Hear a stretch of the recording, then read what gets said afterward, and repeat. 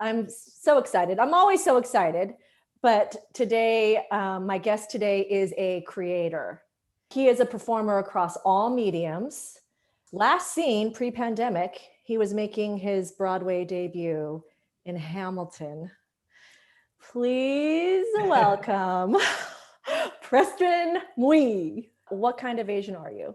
I say Chinese, but really I'm Cantonese. I'm Cantonese American. I say Chinese American, which is like, again, like watering down the specificity of like where I come from and who I am, because Cantonese is like not a very popular known Chinese sort of like, I guess, ethnic region. Mm-hmm. And China's such a huge country, it's like larger than America. So to Yeah. just be like, I'm Chinese. Well, they're inside of China. There are so Yeah. many different kinds of people, and they speak so many languages. How did you start doing what you're doing? I started, I guess, the first deep dive into performing arts. I was 10 years old and I did a musical. I did Oliver, and I think a big reason why I got cast was because I could do a cartwheel. I like made sure Had that I in the back pocket. pulled out my tricks at 10 years old. That was the beginning of the end, really. Because from then I just like fell in love with theater arts. Would you say that you were the one leading the way? You discovered this love and you took charge? Like you were just like, I love this, I'm doing it. And did you have your parents' support? My mom actually saw it. She saw the spark. Mm-hmm. And so she sort of helped me. She sort of fed me. You know, she was the one who was like, okay, we're going to do all these things that like, you got to do it. As an immigrant, just wanting success. Yes. In no matter what way Yes. it came. Yes. So she wasn't so locked into the idea of like being a doctor or being a lawyer or something that like made lots of money. It was more about just like, okay, well, if you're going to do it, you're going to do it, and you're going to do it well, and you're going to be the best at it. And so that's sort of like where it came out. and so I did. How do you feel like your racial identity has played a role in who you are?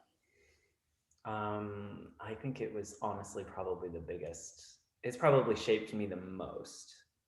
Mostly because I was raised, I like to say biculturally. You know, there's like biracial people who are like mixed black and white. I feel like I'm bicultural in that I was raised very Cantonese and very American.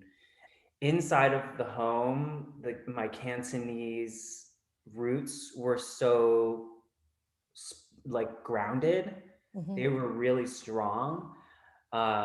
It allowed me to like navigate the world with my sort of like Cantonese perspective, if you will. My family has, because they're so tight knit, we've been able to live our American lives with really strong like cultural traditions. There are some spaces that I've come into where I've had to sort of like minimize that and sort of like make it commercially acceptable. I think we all do that as a Get the cultural eyeballs. person, as an ethnic person in America.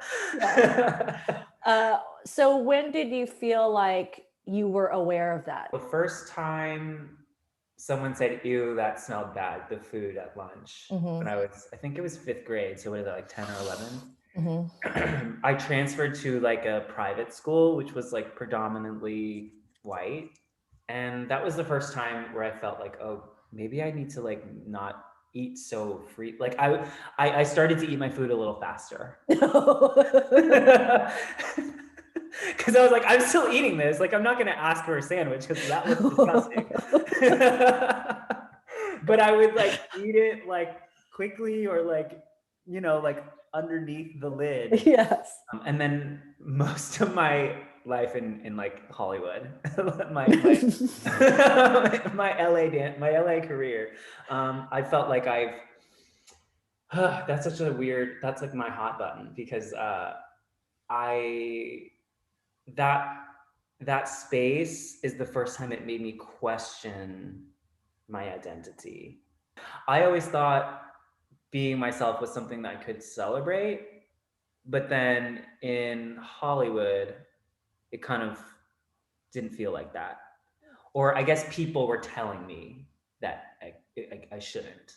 You Yeah. know, like I would go to a casting and it would be like, oh, you're not Chinese enough. And I'm like, wait, what? And then the next day it'll be like, you're too Chinese. And I'm like, I don't understand what that means because And I, it's just, I'm just being myself. yeah, and exactly. I mean, what a crazy thing to put in your head. It's been really hard realizing that like Asian people aren't as, I guess, well liked, or like they're just not, we're still othered.